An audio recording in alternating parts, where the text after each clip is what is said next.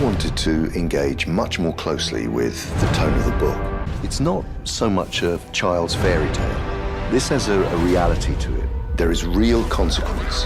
This is definitely drawn from Kipling and has a much darker approach to the storytelling. After creating Caesar and Gollum, this is what I was most drawn to. I was most interested in taking on Baloo because in Kipling's book, he is completely different than people would expect.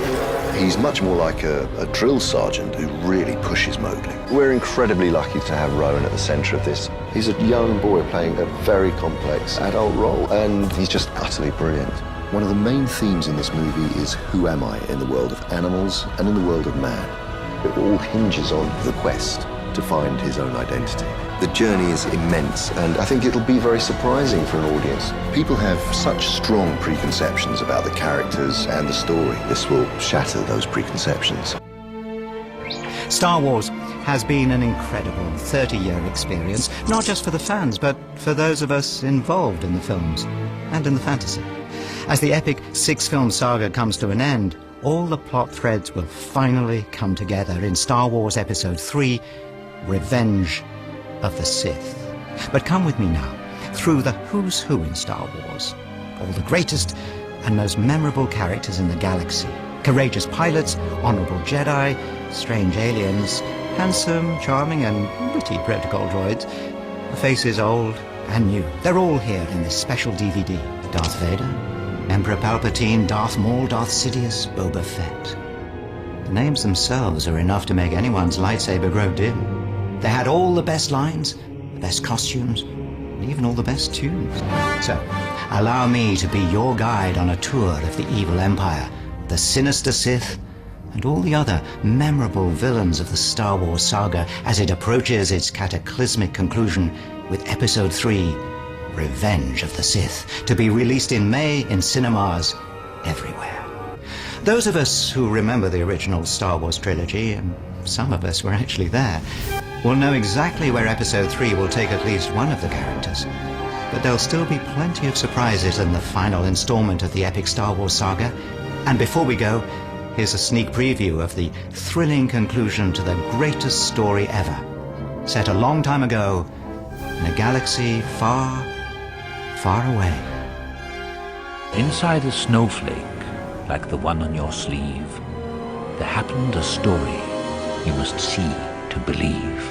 Way up in the mountains, in the high range of Pontoos, lay the small town of Whoville, the home of the Whos. Ask any Who, and they'll have this to say: there is no place like Whoville around Christmas Day.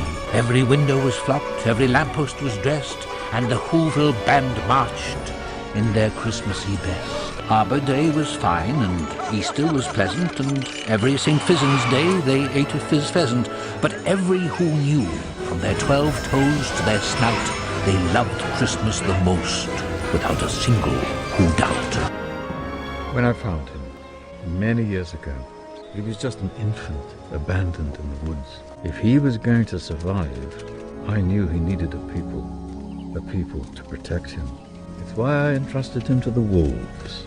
Soon the rains ceased to fall and the dry season arrived. Heat crept through the jungle, turning it yellow, then brown, then black. But that year was the driest season that anyone could remember. Even the mower didn't plow. It had been many, many years since the Peace Rock was revealed and a water truce was called. Hunting at the riverbank was now forbidden because, by law of the jungle, drinking comes before eating, so you could come to the Peace Rock on a day like this and find all people side by side. He was laughing, chin up and shaking his head. God, the Father, was exploding in his face with a glory of sunlight through painted glass, a glory that moved with his movements to consume and exalt Abraham and Isaac, and then God again. The tears of laughter in his eyes made additional spokes and wheels and rainbows. Chin up, hands holding the model spire before him, eyes half closed, joy. Opposite him, the other side of the model of the cathedral on its trestle table, stood the Chancellor, his face dark with shadow over ancient pallor. He peered across at the model of the spire where Jocelyn held it so firmly in both hands. His voice was bat-thin and wandered vaguely into the large, high air of the chapter house. The Chancellor moved out into sunlight, hands up to his chest, and peered round him. He looked up at the roof. Jocelyn looked sideways at him, loving him. The Westerlands are all bounded by 3 natural defenses: mountain, sea, and forest. Necessary barriers when the land is as rich as ours. From our mines come the gold and silver that fuel the rest of Westeros. From Lannisport, our largest city, come the most skillful gold and silversmiths in the land. Yet geography alone is not strength. The Westerlands would have been sacked and pillaged for thousands of years if it hadn't been for the men who ruled it. My family, House Lannister. According to legend, we trace our descent to Lan the Clever, a trickster of the Dawn Age, who swindled the Casterlys out of Casterly Rock, their ancient castle. A childish story, but not without merit. 1, a mind can and should be a weapon in a man's arsenal. 2, Lan must have been clever enough not to rely solely on his wits. After all, where today is House Casterly. 3, by keeping the Casterly name on the castle, Lan reminded the world of the price of getting in his way. He holds him with his glittering eye. The wedding guest stood still and listens like a 3 years child. The mariner hath his will. The wedding guest sat on a stone, he cannot choose but hear. And thus spake on that ancient man, the bright-eyed mariner. The ship was cheered, the harbour cleared, merrily did we drop below the kirk, below the hill, below the lighthouse top. The sun came up upon the left, out of the sea came he, and he shone bright, and on the right went down into the sea. Higher and higher every day, till over the mast at noon. The wedding guest here beat his breast, for he heard the loud bassoon. The bride hath paced into the hall, red as a rose is she. Nodding their heads before her goes the merry minstrelsy. The wedding guest he beat his breast, yet he cannot choose but hear. And thus spake on that ancient man, the bright-eyed mariner. Water falling on a city, the sound of nature all around us. Listen to what the rain has to say. Follow it up to the clouds that sweep across the turning earth. Far, far away, to find a land where water shapes all life, where nature still holds sway. Africa, realms of fire and ice, water and wind, heat and dust, worlds within worlds, where we can be swept back into nature. Do you not wish to see what blessing I have for your people? Very well. Grow a tail to confuse those chasing you, and legs to outrun them. Grow ears to hear any of your 1,000 enemies from miles away. All the world will be your enemy, prince of 1,000 enemies. And when they catch you, they will kill you. But first, they must catch you. Digger, listener, runner, prince with the swift warning. Be cunning and full of tricks, and your people will never be destroyed. There is an extraordinary cat in this forest, the ultimate predator, a silent and often invisible killer. Every leopard has unique markings, but this one has a small round spot to the right of her nose between the 2 solid whisker lines. This will always distinguish her from the others. This is the story of Lacedaemon, a jewel of the forest, who reflects in the shine of her eyes all the experiences of a life running a gauntlet of death from her very first day.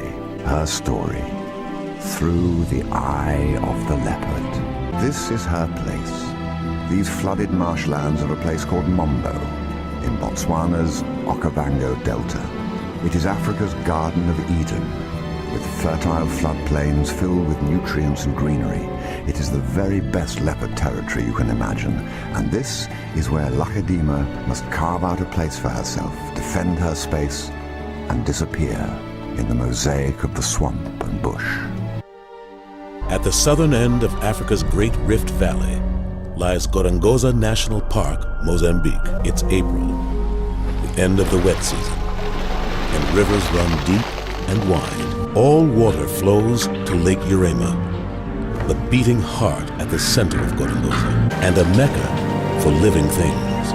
Once it seemed that Africa had outdone itself at Gorongosa with its riots of wildlife. It was known as the place where Noah left his ark, an African paradise teeming with amazing creatures. But years of war took a toll here. Now, new Noahs with new arks are fighting to bring back the magnificent titans of Gorongosa.